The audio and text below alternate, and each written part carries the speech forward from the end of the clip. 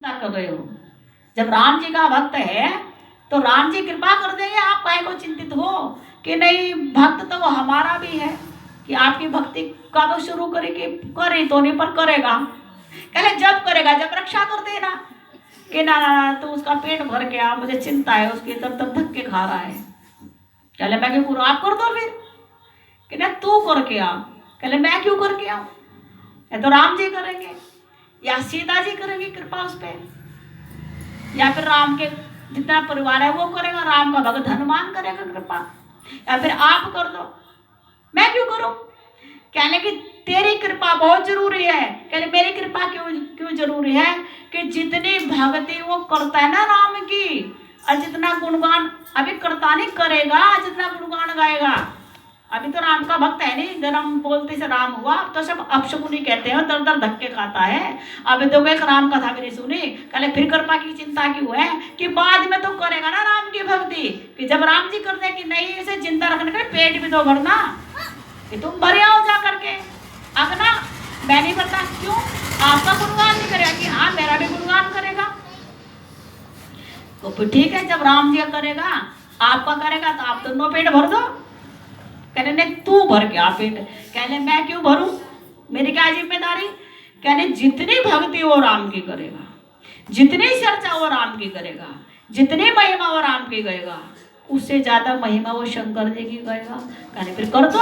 अगर ना राम जी की तो एक जन्म की कथा गाएगा वो, और मेरी भी गाएगा। कहला आपको तो जन्म एक ही है कि हाँ मेरा तो एक ही जन्म है, राम जी की कई जन्म की। कहने लगे तेरी तो कई जन्म की कथा गाएगा वो, तेरे तो पूर्व जन्म की भी कथा गाएगा, अरे जन्म की कथा गाएगा कि ऐसा भक्त है कि हाँ ऐसा ही भक्त है जो तेरे पूर्व जन्म की सती के अवतार की भी कथा गाएगा, और जो तेरे पार्वती के इस रूप की भी कथा गाएगा, और तब जाके वो राम की कथा गाएगा। पहले तो हमारी कथा गाएगा और मेरे से पहले तेरी कथा गाएगा। हम दोनों की कथा, तेरे तो मेरे तो एक ही जन्म ही है, दूसरा जन्म है नहीं, तेरे तो दोनों जन्मों की कथा गाएगा। इसलिए तेरा फर्ज है कि हाँ वाह अब तो मेरा पक्का फर्ज है, जब मेरी कथा सुनाएगा तो मेरी चर्चा करेगा। तो भवानी चली जाती है और ब्राह्मणी का वेश धारण करके चली जाती है, और तुलसीदास जी को अपने हाथों से भोजन कराती है, भोजन का थाल ले जाती है। कई दिन हो गए ऐसे भोजन कराते कराते। तुलसीदास जी रोज पूछते हैं आप कौन हो, मेरे लिए भोजन लाती हो? कहले मैं कुछ भी हूँ, बस तू भोजन कर ले और मुझे कुछ नहीं चाहिए, ना तू मेरे बारे में पूछ ना मैं तेरे बारे में जानना चाहती। कोई बात नहीं।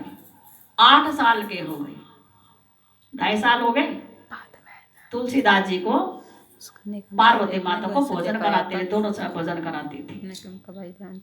वहीं पर ही नरहरि स्वामी नाम के एक संत थे, उन्होंने 8.5 वर्ष के जो तुलसी बाबा थे उनको दीक्षा दे दी।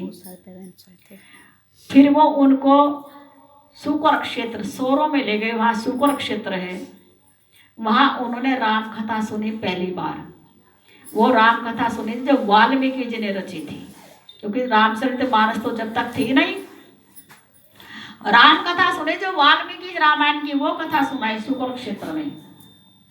उसके बाद वो काशी में चले गए, और नरहरि स्वामी जी ने अपने एक मित्र थे, संत थे, ब्राह्मण थे, उनका नाम था सनातन जी। तो काशी में कहा कि आप इनको रखो, इनको शास्त्र आदि की शिक्षा दो। तो 15 वर्ष तक काशी विद्यापीठ में गुरुकुल में तुलसी बाबा ने 15 साल तक वेद शास्त्र पुराण आदि का अध्ययन किया। कितने विद्वान 15 वर्ष तक वेद अध्ययन किए, शास्त्र पुराण आदि। फिर उसके बाद विद्या अध्ययन करके ये अपने गांव में चले आए राजापुर। देखा वहाँ सारा परिवार नष्ट हो चुका था, पिता भी चल बसे थे, माँ तो जब भी चल बसी थी, और कोई नहीं था। वही पहली बार इन्होंने सुगर क्षेत्र में कथा थी, वो उनके दिमाग में रही, और पहली बार इन्होंने राम कथा सुनाई अपने राजापुर गांव में। उसके बाद ये कभी किसी नदी के किनारे, कभी किसी नदी के किनारे कथा सुनाते थे। तो एक ब्राह्मण कन्या थी, उसका नाम था रत्नावली।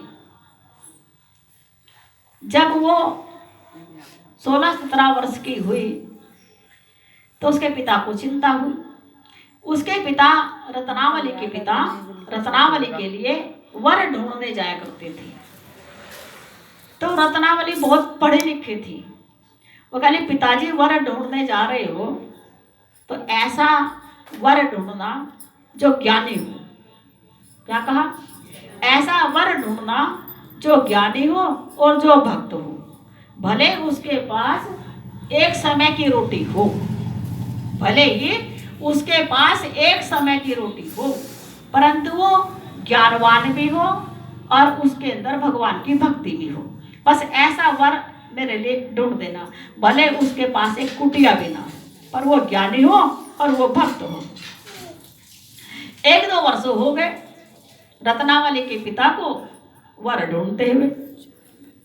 एक दिन की बात, गंगा किनारे बैठे थे तुलसीदास जी और वह राम कथा गा रहे थे।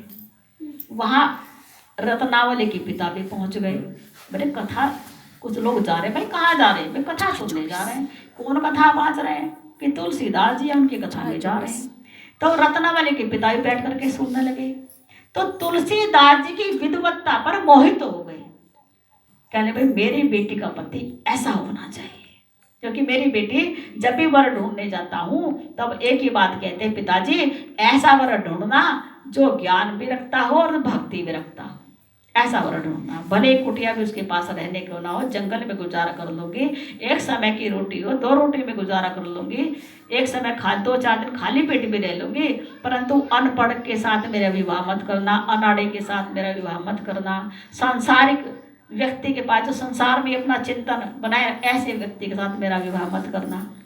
तो तुलसीदास जी जब कथा सुना रहे थे तो रत्नावली के पिता के मन में कथा तो जा रही थी कम, और विचार पैदा, भाई मेरा दामाद अगर तुलसी बन जाए तो क्या बात हो। जब कथा सारी पूरी हो गई, सब लोग चले गए। तुलसीदास जी 29 वर्ष के थे तब। तुलसीदास जी कहने लगे, ब्राह्मण देव सब चले गए, आप नहीं जा रहे हो? मैं भी अपनी पोथी लपेट के जा रहा हूँ घर अपने। कहले मेरे मन में एक बात है, वो बात ना कहूँ तो भी परेशान रहूँगा और कहूँ तो भी मन परेशान है। कहले क्यों बात? जब दोनों तरह से परेशान तो कह ही डालो। कहले मेरी विद्यावती एक सुलक्षणा एक कन्या है, उसका नाम रत्नावली है। मैं उसके लिए कहीं ना कहीं वर ढूंढने की तलाश में जाया करता हूँ।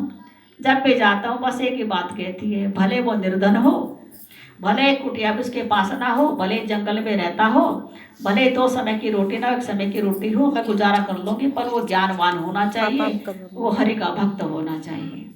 आपके अंदर दोनों लक्षण हैं। मैं आपके जन्म कर्म के बारे में नहीं जानता, माता पिता के बारे में नहीं जानता, परंतु जो कथा मैंने आज सुनी, आज तक मैंने ऐसी कथा नहीं सुनी। तो आप ज्ञानवान भी हो और आपके अंदर भक्ति के लक्षण भी है। तो बस यदि आप मेरी बेटी का हाथ ग्रहण कर लें तो मुझे परम आनंद होगा। तुलसीदास जी कहने के, जो लड़की इतनी समझदार है, जो ये कह रही गरीबी में गुजारा कर लूंगी, कुटिया ना हो तो जंगल में रह लूंगी, 2 समय की रोटी ना हो तो 1 समय खा लूंगी, 1 रोटी में गुजारा कर लूंगी, 2 दिन भूखे रह लूंगी, 4थे दिन खा लिया करूंगी, पर ज्ञानवान पति होना चाहिए, भगवान का भक्त होना चाहिए। वो कन्या कितनी विद्वान होगी। तुलसीदास जी ने एकदम हाँ कह दी कि तुम्हारी कन्या मुझे पड़ी, मैं तुम्हारी कन्या का हाथ स्वीकार करने के लिए तैयार हूँ, लेकिन मैं निर्धन भी हूँ, मेरे पास धन आदि तो है नहीं, और मेरे तो माँ बाप भी नहीं है, मेरे तो बहन भाई भी नहीं है, बराबर मेरा सब कुछ है। कहले बस मेरी कन्या को ऐसा ही गुणवान पति चाहिए। तो अब तुलसीदास जी का विवाह रत्नावली जी के साथ हो गया। एक दिन की बात, अब तुलसीदास जी का विवाह, बस देखो अब तक तो वो अकेले थे, हैं? गुरु का प्यार तो देखा था, संतों का प्यार भी देखा था, गुरुकुल में पढ़े भी थे, चुनिया दासी ने 5 साल तक पाला भी था, पार्वती माता ब्राह्मणी का वेश धारण करके उनको भोजन कराती थी, चली जाती थी, 24 घंटे तक कोई साथ में रहता नहीं था। पत्नी मिल गई, पत्नी तो दिन रात उनके साथ रहेगी, तो उनके उसमें उनका मोह चला गया, उनका प्रेम चला गया। अब कथा में तो लगे मन कम और है कब